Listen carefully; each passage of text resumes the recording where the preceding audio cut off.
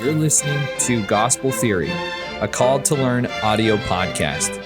For more information about Called to Learn, visit calledtolearn.com. That's calledtolearn.com. Thank you for listening. Hey, welcome to the Gospel Theory, where we find the truth of Jesus Christ in all the rumors, the myths, and the bad definitions. And we love doing that. Yeah, right? we do. This is fun. It's really fun to just find Jesus Christ everywhere.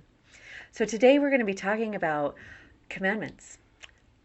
And in episode 7, we talked about how doctrines, principles, and applications and the differences. Yes. And we gave some examples of what doctrines are and what the commandments were, if they were doctrines, principles. But today we want to know if commandments are doctrines. Are they doctrine? Specifically the 10 commandments, right? Yeah. But also including all the other commandments that we get from the prophet. All the commandments that we're giving in the Book of Mormon. Yeah, continual ones that we get every once in a while. Mm-hmm. So, what are some examples? Well, some examples are, these are commandments, right? They're not just people saying that they're commandments. Okay, so I don't know. That's what I don't know. I don't know. Let's talk about it. Because in my head, my commandment is just it's like a decree, like the stay-at-home order. It's not a law, right? It's a decree. Okay. Right? Or it's like this is what you should do. Every able-bodied young man, worthy young man should serve a mission.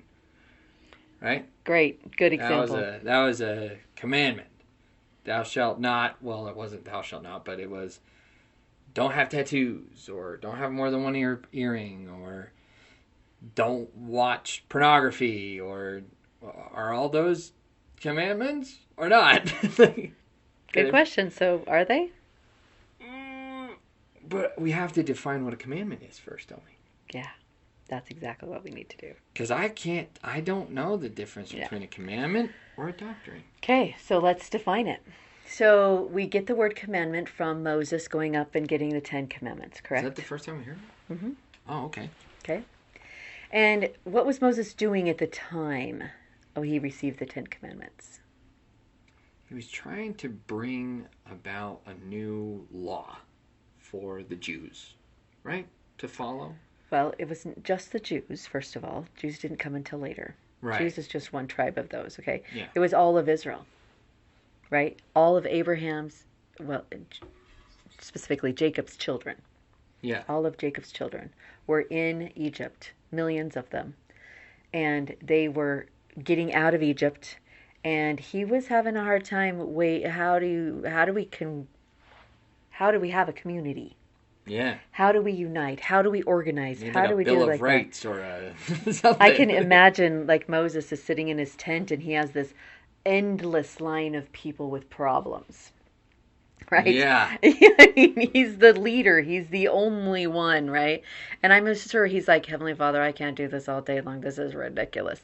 So he says, well, then organize the men into 500 and 10 and 50 and things like that.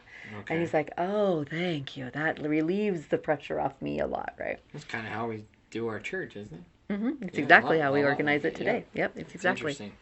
So then I'm sure he had the issue of, okay, what laws do I give them?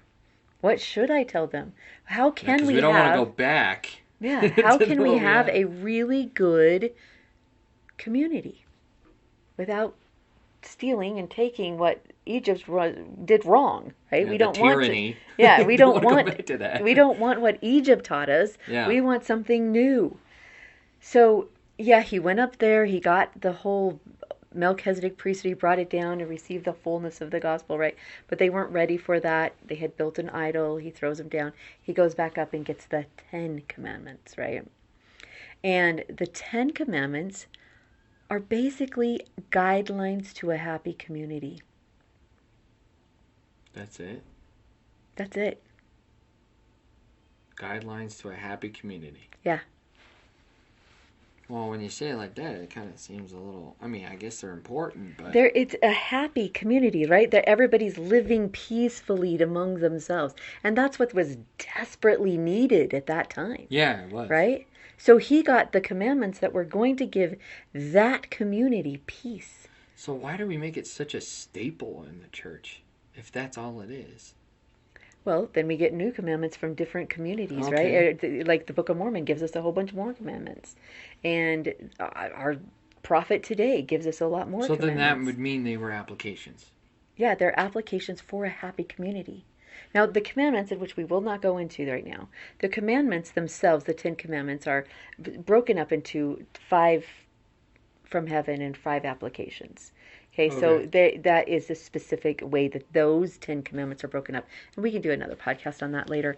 But the point is, these commandments that we were asked to abide by and we said we would uphold when we were baptized are guidelines for our future happiness. So they're not necessarily the covenants we make. They're not the covenant. Not the covenants. Mm-mm. They're not the doctrine we promised to uphold, though the first 10 of the 10 commandments are. Okay, they are that. Okay. The other 5 are just the applications of what to do to uphold those 5. Interesting. And yeah, so I really am curious about this mission thing. You say that the commandment is every worthy male a missionary or well, a lot of people call that a commandment. Yeah. Do they not? Mm-hmm, they do. Big time. So I recall you having that question when you were in seminary. Do you remember the story? No. I don't remember. You came home from seminary one day and I had just learned about doctrines, principles, and applications. I had just finished teaching you this and it was really powerful that I had just whoa, that's so big of a aha. Right? You're in seminary, you come home and you are mad. And you sit down and you say, Mom, why in the heck do I have to go on a mission? And I said, because the prophet said so. I throw out the blah, right? And the same answers over and over and over. Yeah. Yep. And you said, no, I'm serious. And I'm like, okay, teaching moment. I'm not one of those flippant answers anymore. I'm going to really get serious, right? It was getting to the point where a primary answer was not going to solve the issue anymore. And your seminary teacher, I guess, had getting a lesson on how you had to go on a mission or something. And I remember something like having to say, well, why do we have to? And it was never good enough. It was nothing. Mm-hmm. So and you knew about doctrines, principles, and applications to this point, right? And I said, well, is it a doctrine, principle, or application? And do you remember your answer? I think I said a principle the first time. Yep, and I corrected you, and it's really an application, right? Yep. It's just what the prophet asks us to do. It's an application. Well, why? Right? What's the doctrine? What's the principle behind that?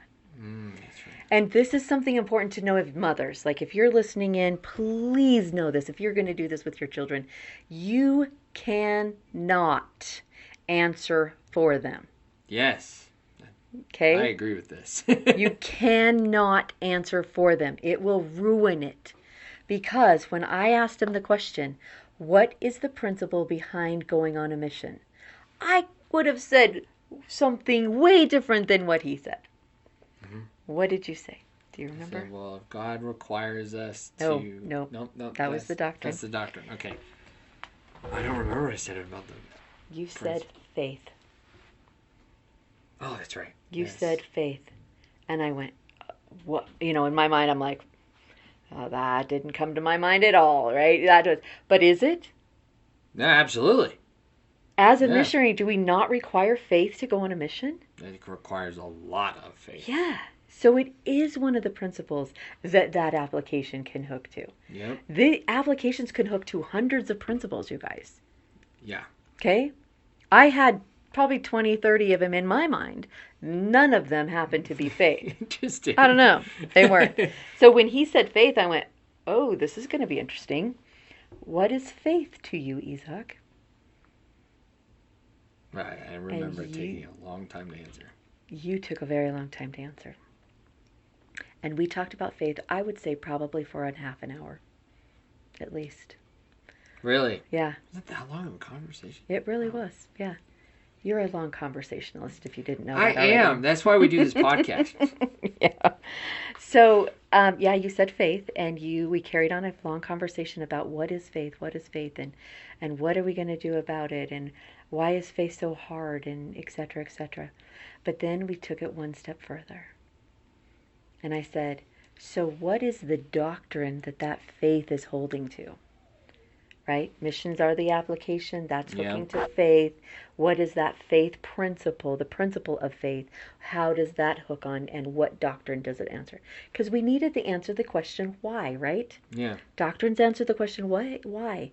Faith was answering the question what. What to do. We have to have faith to be a missionary. Yes. Right? Yep. Makes sense. And then faith and being a missionary was just the application of how to do that. That seminary teacher was focusing on the how, and it's ticking you off because you can't understand the doctrine. When you understand the doctrine, you can understand this. It's why when toddlers grow up, they ask the question, why? Yeah. Constantly. Yeah. Well, why? Well, why? Well, why? And it hooks to, if you can lead all of the whys to the plan of salvation, they will always have something to hook to. No matter what you're teaching them. Like, remember when you were asking me, where does water come from? The faucet. Well, where does the faucet come from? Where does the faucet get the water? And I told you, from the irrigation or whatever I said. Yeah. And then well, where do they get the water? I'm like, oh my goodness, it's going to take forever. Right? And it does. It takes forever to get there. But basically, if you can hook that to God or hook that to the plan of salvation, they will always know how to find their way back to God. Mm-hmm. Okay, that was a side note. So we're hooking it back to God, right? We're hooking it back to the why is the prophet telling us that every male should go on a mission. So do you remember your answer now?